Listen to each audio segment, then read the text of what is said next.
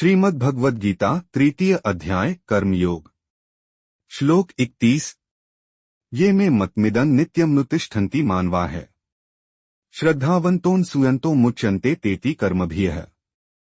जो मनुष्य मेरे इन आदेशों का ईर्ष्यारहित होकर श्रद्धा पूर्वक अपना कर्तव्य समझकर नियमित रूप से पालन करते हैं, वे सभी कर्मफलों के बंधन से मुक्त हो जाते हैं।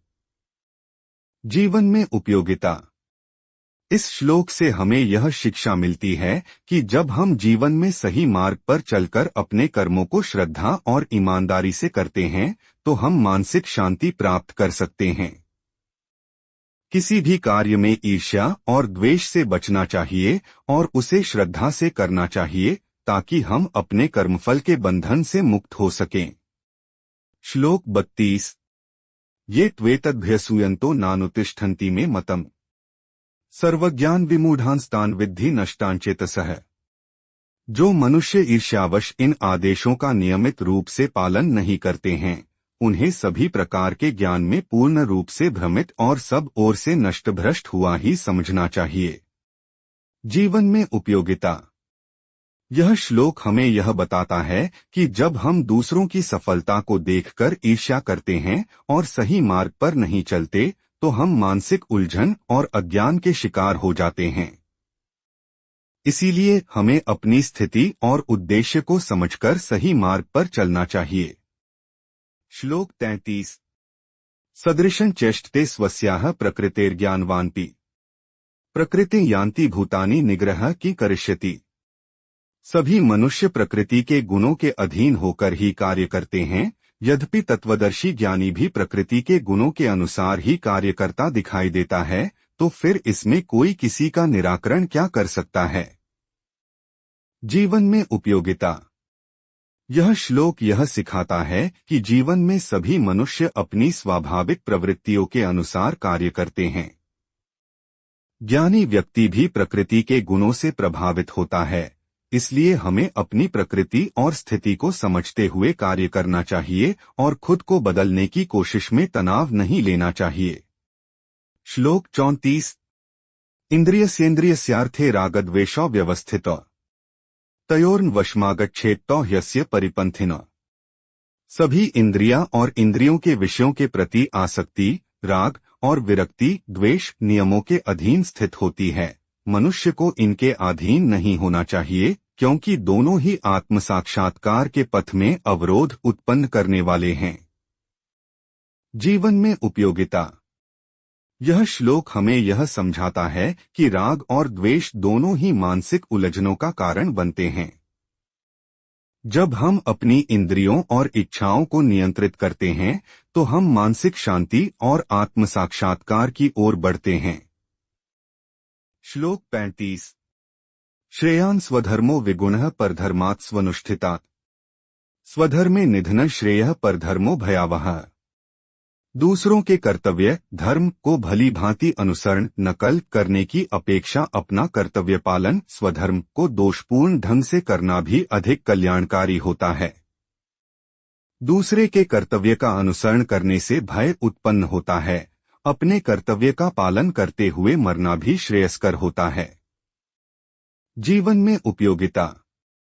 यह श्लोक हमें यह सिखाता है कि हमें अपने स्वयं के धर्म का पालन करना चाहिए, चाहे वह सिद्ध न हो।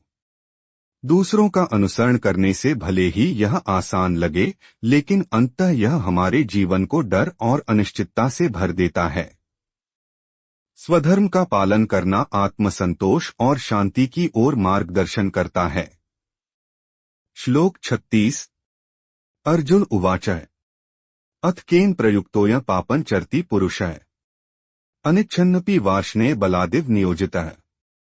अर्जुन ने कहा, हे वृष्णिवंशी, मनुष्य न चाहते हुए भी किसकी प्रेरणा से पाप कर्म करता है, यद्यपि सा लगता है कि उसे बलपूर्वक पाप कर्म के लिए प्रेरित किया जा रहा है।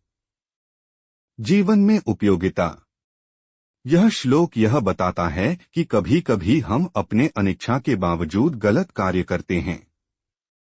हमें यह समझने की आवश्यकता है कि हमारे कार्यों के पीछे कोई न कोई कारण या प्रवृत्ति होती है, जिसे पहचानने से हम अपने अंदर के दोषों को दूर कर सकते हैं।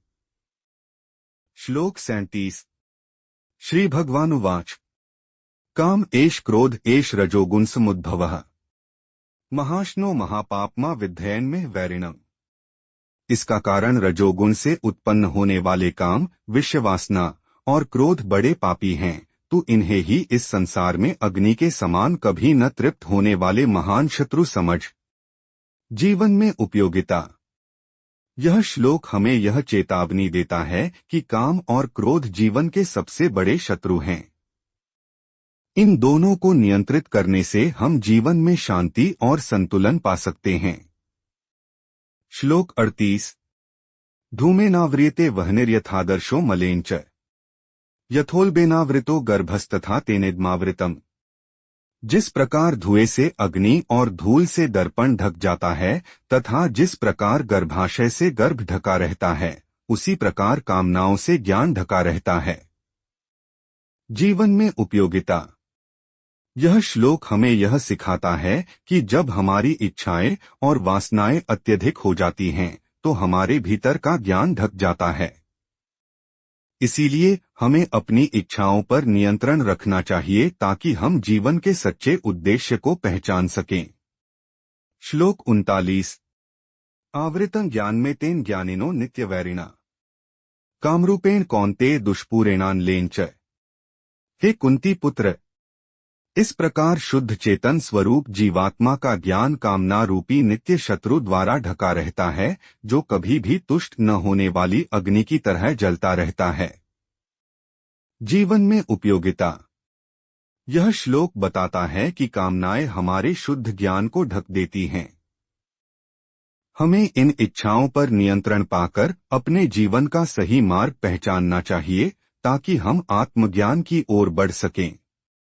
श्लोक 40 इंद्रियाणि मनोबुद्धिरस्याधिष्ठान मुच्यते एतैर्विमोह्यत्येष ज्ञानमावृत्य देहिनम्। इंद्रिया, मन और बुद्धि कामनाओं के निवास स्थान होते हैं। इनके द्वारा कामनाएं ज्ञान को आच्छादित करके जीवात्मा को मोहग्रस्त कर देती हैं। जीवन में उपयोगिता। यह श्लोक हमें यह सिखाता है कि हमें अपने मन, बुद्धि और इंद्रियों को नियंत्रित रखना चाहिए ताकि हम कामनाओं से मुक्त हो सकें और जीवन में सत्य ज्ञान को प्राप्त कर सकें। श्लोक 41 तस्मात् त्वमिन्द्रियाण्यादौ नियमय भर्तर्षभ पापमानव प्रजिह्येनम ज्ञान विज्ञाननाशन। अत हे भरतवंशियों में श्रेष्ठ, तू प्रारंभ में ही इंद्रियों को वश में करके और आत्मज्ञान और आत्म साक्षात्कार में बाधा उत्पन्न करने वाली इन महान पापी कामनाओं का ही बलपूर्वक समाप्त कर। जीवन में उपयोगिता।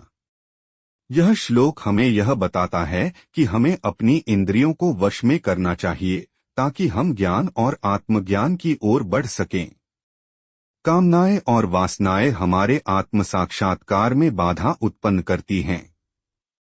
श्लोक 42 इंद्रियाणि पराण्याहुरिन्द्रियेभ्यः परं मनः मनसस्तु परा बुद्धिर्यो बुद्धेः परस्तु सः। हे अर्जुन, इस जड़ पदार्थ शरीर की अपेक्षा इंद्रियां श्रेष्ठ हैं, इंद्रियों की अपेक्षा मन श्रेष्ठ है, मन की अपेक्षा बुद्धि श्रेष्ठ है और जो बुद्धि से भी श्रेष्ठ है तो वही सर्वश्रेष्ठ शुद्ध स्वरूप आत्मा है। जीवन में उपयोगिता। यह श्लोक हमें यह समझाता है कि हम इंद्रियों, मन और बुद्धि से भी ऊपर आत्मा के रूप में सर्वोत्तम हैं। जब हम अपने आत्मस्वरूप को पहचानते हैं तो हम जीवन के उद्देश्य को सही रूप से समझ सकते हैं। श्लोक 43 एवं बुद्धेः परं बुद्धवा संस्तभ्यात्मात्मना जहि शत्रु महाबाहो कामरूपं दुरासदम्।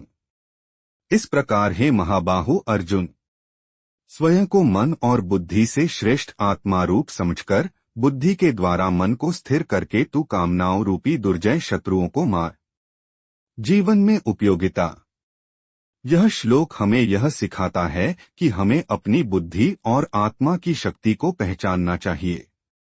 जब हम अपने अंदर के शत्रुओं जैसे काम और क्रोध को काबू कर लेते हैं, तब हम सच्ची स्वतंत्रता और शांति प्राप्त कर सकते हैं।